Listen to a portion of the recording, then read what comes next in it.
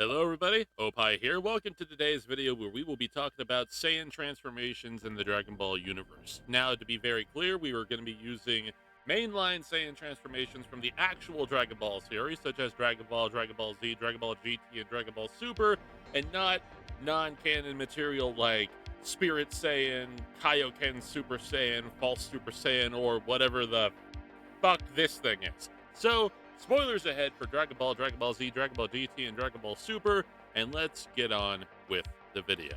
So first up on the chopping block is the Ozaru transformation, or otherwise known as the Great Ape transformation from Dragon Ball. Basically how this form works is that a full-blooded Saiyan, or even a half Saiyan, with a tail that looks up to the moon, basically transforms into a giant great ape and starts destroying everything in their path. The main people who have used this actual ability in actual canonization are Goku, Gohan, and Vegeta. Goku and Gohan not being able to train this form and use this form effectively because they were untrained in this form and they basically just went rampant like rampant animals. Meanwhile, Vegeta was able to use this form because he was extremely well trained in this form, and the transformation was very accessible to him because of his ability to actually use the moon ability, where he creates this like pocket-sized moon in his hand and he just throws it up in the air. Now, according to official statistics, every Saiyan can use this ability. This is not basically limited to the main characters. Other Saiyans can use this, like Bardock and his entire squad, Nappa, Raditz, and even other Saiyans that come into play later. Every Saiyan can use this ability. Every Saiyan has access to it as long as they have their tail. With the one upside being the fact that it gives you a 10 times level increase, but the downside being the fact that you are a giant-ass monkey during the entire transformation, and if you get your tail cut off, that's basically the end for you. I don't know what to tell you. So yeah, you're kind of fucked.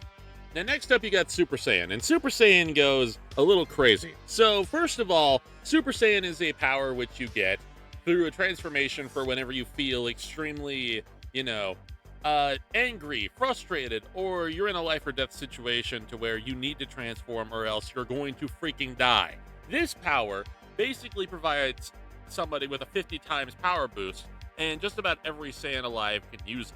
There's obviously Goku, who's the first one to use it. There's Trunks, mainly Future Trunks. There's Vegeta, there's Gohan, there's Goten, there's regular Trunks, and then there's all the Saiyans like, the Universe 6 Saiyans and everybody else in between.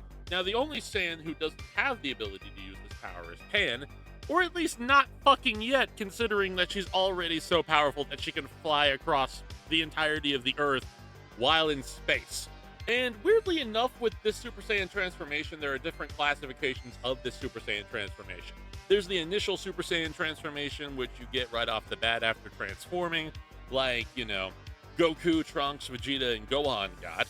Then there's Class 2, which allows you to become even bulkier and have more power, basically a Super Saiyan 1.5. Then there's Super Saiyan, Classification 3, which gives you so much power that your muscles become bulkier, you become stronger, but you become slower. But then there's the fully mastered and fully realized Super Saiyan, which is the point in time where you become so powerful as a Super Saiyan that you could just use it naturally without expending any of your stamina, like Gohan and Goku did when they spent the last week of Goku's life at that point, basically doing nothing and staying in the Super Saiyan state for as long as physically possible. Super Saiyan 2, on the other hand, gets to this weird point and weird place where you can become a Super Saiyan 2 through various means. You either train in Otherworld, you watch somebody die like Gohan did with Android 16, or you just get manipulated by an evil space wizard and get the power through a massive power-up because of the Martian Mark.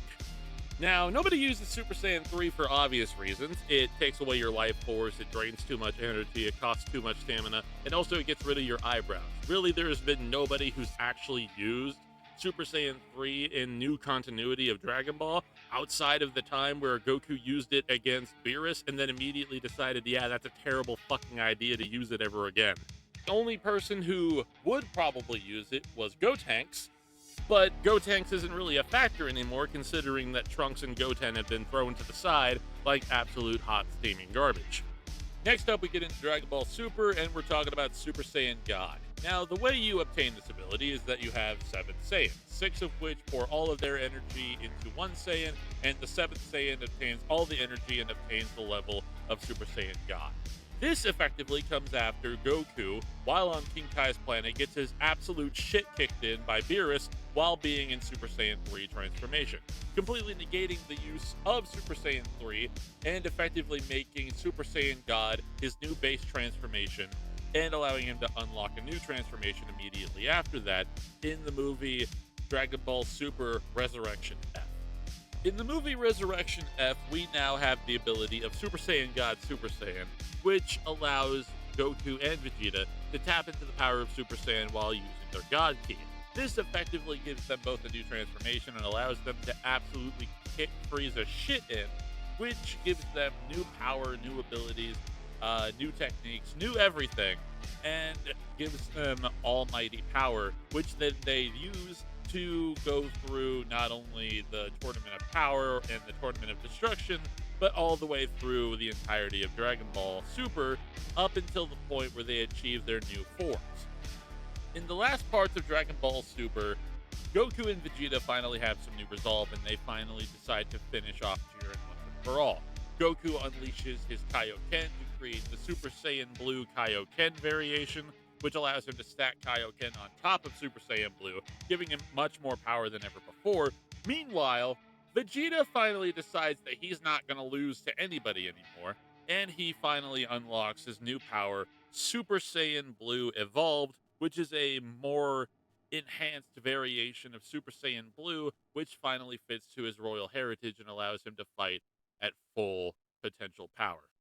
And finally, Goku and Vegeta finally gain access to their Ultra Instinct and Ultra Ego at their side, with Ultra Ego being Vegeta's very own personal transformation, giving him the power of the Gods of Destruction under the training of Beerus, while Goku gains Ultra Instinct while trying to basically dodge things for once rather than take hit after hit, and with his training alongside Whis.